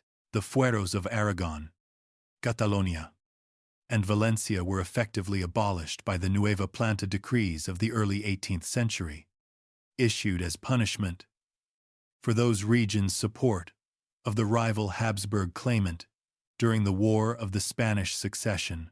The Basque fueros survived this round of centralization because the Basque provinces had supported the Bourbon candidate, demonstrating once again the transactional nature of the foral bargain.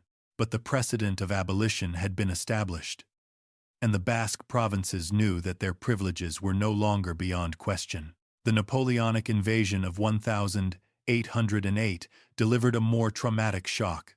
The French occupation disrupted the entire framework of Spanish government and forced a fundamental rethinking of political institutions. The liberal constitution drafted at Cadiz in 1812 proclaimed principles of national sovereignty, legal equality, and uniform administration that were fundamentally incompatible with the foral system. If all Spanish citizens were equal before the law, there could be no collective noble privileges for specific regions. The Cadiz constitution was only briefly implemented before being overturned by the absolutist Restoration, but it established a constitutional template that liberals would return to repeatedly over the following decades. The decisive confrontation came with the Carlist Wars. These three civil conflicts, fought in 1833 to 1840, 1846 to 1849, and 1872 to 1876, were among the most devastating events in 19th-century Spanish history, and the Basque provinces were at their center.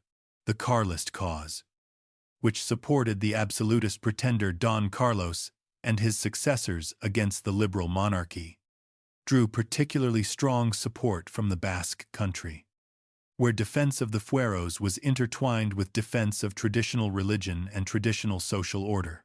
The Basque provinces became the principal military base of Carlism, and Carlist armies drew heavily on Basque recruits who fought, in part, to preserve the foral system and the privileges it embodied. This was a fateful alignment. By linking the defense of the fueros to the Carlist cause, the Basque provinces placed their privileges on the losing side of the central political struggle of 19th-century Spain. Each Carlist defeat weakened the bargaining position of the Basque provinces and strengthened the hand of liberals who viewed the fueros as feudal remnants, incompatible with a modern nation-state. After the First Carlist War, the fueros were modified but not abolished by the law of October 1839. After the Third Carlist War, the patience of the liberal government was exhausted. The law of July 21, effectively abolished the Basque fueros, ending the legal framework that had sustained universal nobility for centuries. The abolition was not total or immediate in all its effects. The so-called conciertos económicos, negotiated fiscal agreements that preserved a degree of Basque fiscal autonomy, were established in the aftermath and continue in modified form to the present day. But the legal principle of universal hidalguía was dead. The fueros that had sustained it were gone. The courtroom proceedings that had enforced it ceased. The elaborate mythology of Tubal, unconquered mountains, and pure blood lost its institutional anchor and became instead a cultural memory, available for reinterpretation by new political movements with new agendas. The end of universal nobility was not the end of Basque distinctiveness, as the next section will show, but it was the end of a specific and extraordinary legal arrangement that had defined Basque identity and Basque privilege for centuries. The forces that destroyed it: Enlightenment rationalism, Bourbon, liberal, constitutionalism, and military defeat, were not specifically anti-Basque. They were expressions of broader European transformations that were dismantling ancien regime structures across the continent. The Basque noble claim had survived for as long as it had, precisely because it served powerful interests on both sides. When those interests shifted, when the crown no longer needed what the fueros provided, and when liberal reformers demanded legal uniformity, the claim had no foundation left to stand on. What remained was the memory of a remarkable arrangement. The physical legacy of stone houses with carved coats of arms, and a set of ideas about blood, purity, and belonging that would find new and sometimes troubling expression in the political movements of the century that followed. The abolition of the fueros in 1876 did not erase the ideas that had sustained universal nobility. It displaced them, the mythological and ideological materials that had served the noble claim for centuries.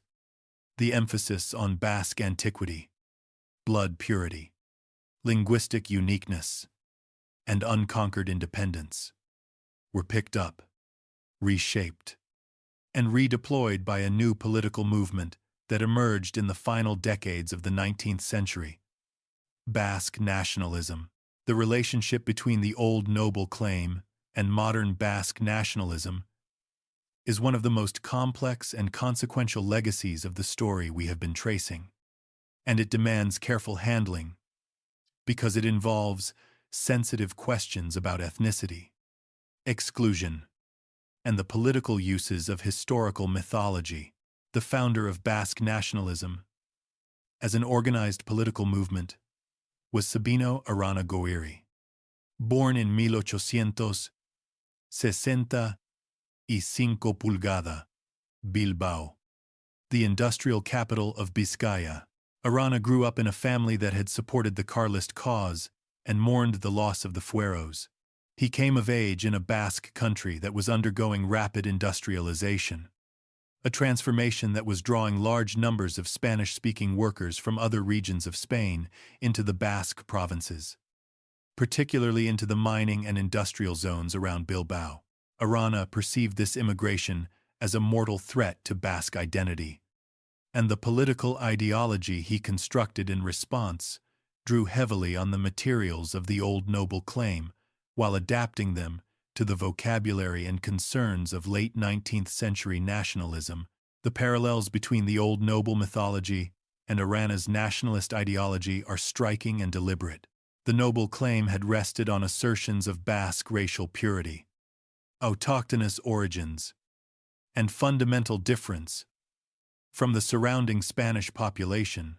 Arana took these assertions and translated them from a legal argument into an ethnic and racial one, where the old system had claimed that all Basques were noble because their blood was pure. Arana claimed that the Basques were a distinct race whose biological integrity was threatened by intermarriage with Spanish immigrants, where the old system had grounded Basque distinctiveness in the fueros and the etxea. Arana grounded it in a racial concept of Basque identity, defined primarily by ancestry and surname, Kricusin, and Senefader, the language of blood purity, which had served for centuries as a legal and genealogical argument within the framework of the Spanish monarchy, was transformed into a language of racial nationalism, operating outside and against that framework. This transformation involved significant distortions of the historical record. Arana treated the fueros as expressions of primordial Basque sovereignty, as if they had been declarations of independence, rather than negotiated compacts with the Castilian crown. He treated Basque racial purity as a biological fact, rather than a political claim, ignoring the centuries of evidence that the Basque population had never been as hermetically sealed as the mythology required. And he treated the loss of the fueros as a catastrophic rupture, a foreign conquest of a previously free nation, rather than as the outcome of a complex political process in which the Basque provinces had been active participants. The historical materials were real, but the interpretation was tendentious, shaped by the political needs of a nationalist movement seeking to mobilize popular support. The racial dimension of early Basque nationalism deserves particular attention because it connects directly to the darker implications of the old blood purity framework. Arana's ideology was explicitly exclusionary. He defined Basque identity in terms of ancestry and regarded Spanish-speaking immigrants as racial outsiders whose presence contaminated the Basque community. This was not a metaphor. Arana used the language of contamination and degeneration that was characteristic of late 19th century racial thinking across Europe.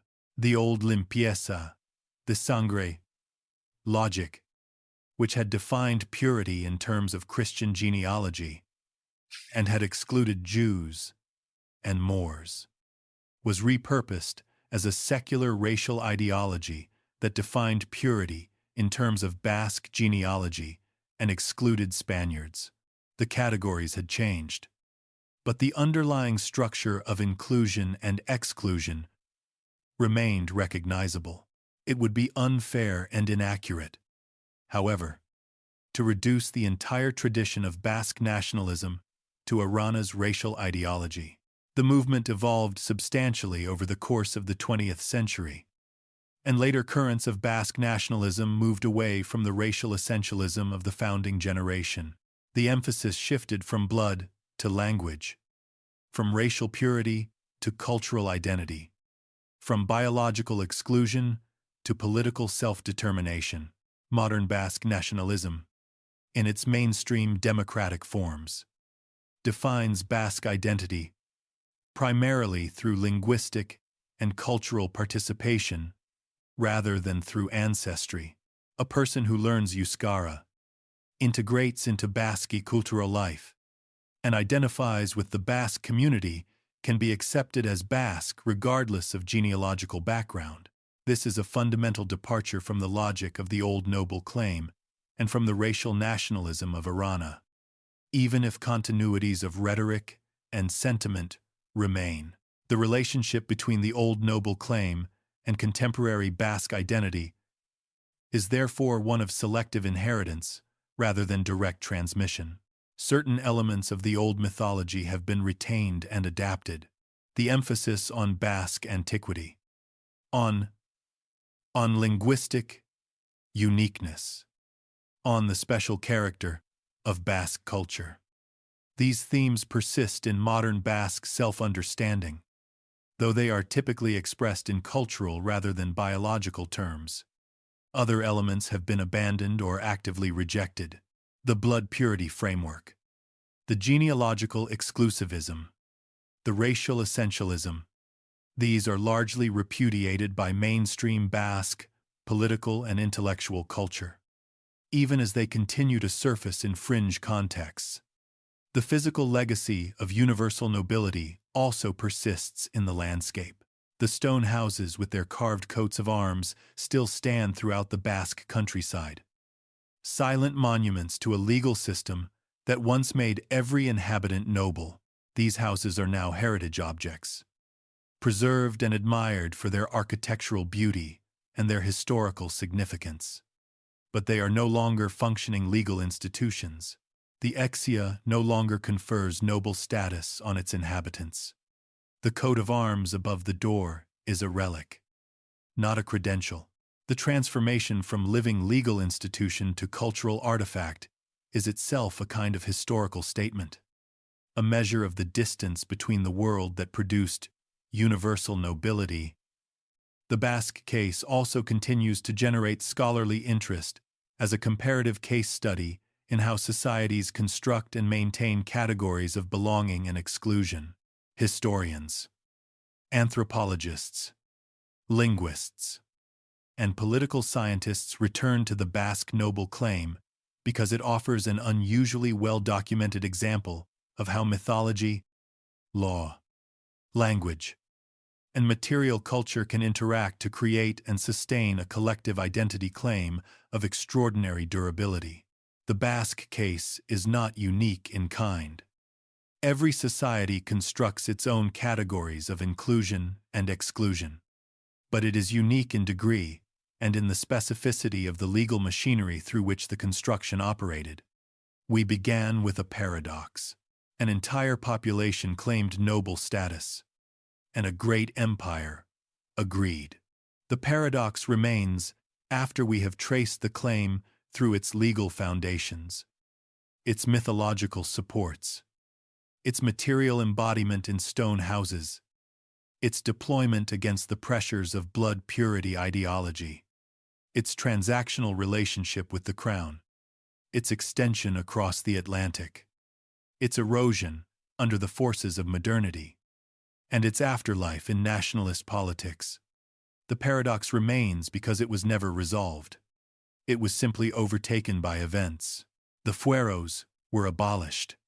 The courts stopped adjudicating universal hidalgo, and the question of whether all Basques were truly noble became moot in a world that no longer organized itself around the legal category of hidalgo.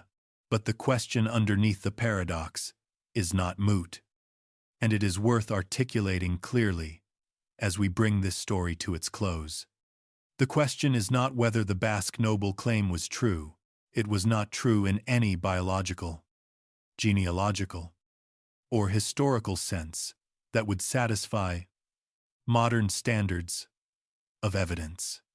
The Basques did not descend from Tubal. They were not unconquered in any absolute sense. Their blood was not pure in any meaningful biological way. Their language, while genuinely ancient and genuinely isolated, does not prove what the noble claim required it to prove about population continuity and racial integrity. These are matters of established scholarly consensus, and there is no serious dispute about them. The question that matters is different and more interesting. How did a legal fiction of such extraordinary scope come to be accepted, enforced, and sustained for centuries by one of the most powerful states in European history? This is a question about the nature of legal and political institutions, about how societies construct the categories through which they distribute power and privilege, and about the conditions under which such constructions can be maintained or dismantled. The Basque case answers this question with a clarity that few other historical examples can match. It strips away the usual obscurities of individual genealogy and family mythology, and presents the machinery of noble status in its most collective and therefore most visible form. The answer, as we have seen, is that the Basque noble claim survived because it was useful.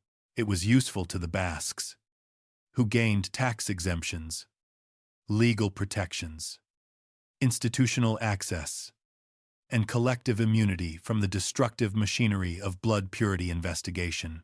It was useful to the crown, which secured the loyalty, the iron, the ships, the sailors, and the colonial expertise of a strategically vital population.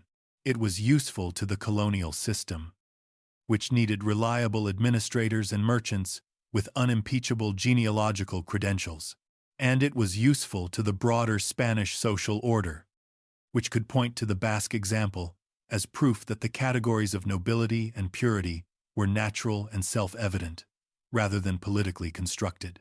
This last point deserves emphasis, because it connects the Basque story to the largest questions about how European societies organized themselves during the early modern period. Nobility in Europe was never what it claimed to be. It was never a natural category, reflecting inherent qualities of blood or breeding. It was always a legal and political construction, sustained by power, negotiation, mythology, and mutual interest. The Basque case does not deviate from this pattern. It exemplifies it with unusual transparency.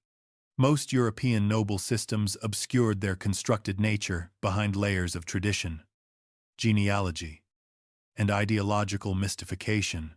The Basque system, by extending nobility to an entire population on the basis of a collective, geographic, and linguistic argument, made the constructed nature of the category almost visible. If a blacksmith can be noble because he was born in the right valley, then nobility is clearly not a matter of inherent personal quality. It is a matter of institutional recognition. The Basque noble claim also illuminates the relationship between mythology and political power in ways that remain relevant. The origin stories we examined, the Tubal genealogy, the unconquered mountain, the pure blood, were not believed in a naive or uncritical way by the educated elites who deployed them. They were political instruments, crafted with skill and deployed with strategic intent. They functioned not because they were convincing as historical narratives, but because they provided a legitimating framework for arrangements that served powerful interests. The mythologies gave the legal fiction a narrative depth, an emotional resonance, and a sense of antiquity that made it feel natural and inevitable rather than contingent and negotiated. This is how political mythology has always worked, and it is how it continues to work. The specific content of the Basque myths is dead. The pattern of using historical narratives to legitimize political arrangements is very much alive. Every society has its founding stories, its claims of special origin, its arguments for why existing arrangements are just and natural. The Basque case simply makes the mechanism more transparent than most. There is one more dimension of the story that deserves reflection in closing. The Basque noble claim was, in its own way, a remarkable achievement of collective action. An entire community, spread across several provinces, speaking a language that most of their fellow subjects could not understand, maintained a coordinated legal and ideological position for centuries against persistent external opposition. They defended it in courts, in political negotiations, in published treatises, and occasionally in armed resistance. They adapted it to changing circumstances. From the medieval period, through the Habsburg era, to the Bourbon reforms, they extended it across an ocean. Whatever we think of the mythological content of the claim, the political accomplishment of sustaining it was formidable. The stone houses still stand in the green valleys of Biscaya and Gipuzkoa. The coats of arms are still carved above their doors. The language is still spoken. After all the centuries, by a people who are neither as ancient nor as pure as the old mythology required, but who are no less remarkable for that. The legal fiction is gone, but the landscape it shaped endures. And if you know what to look for, you can still read the claim in the stone, in the names, and in the stubborn persistence of a community that once convinced an empire that every one of its members was noble by birth and noble by right. Not because it was true, but because, for a very long time, it worked.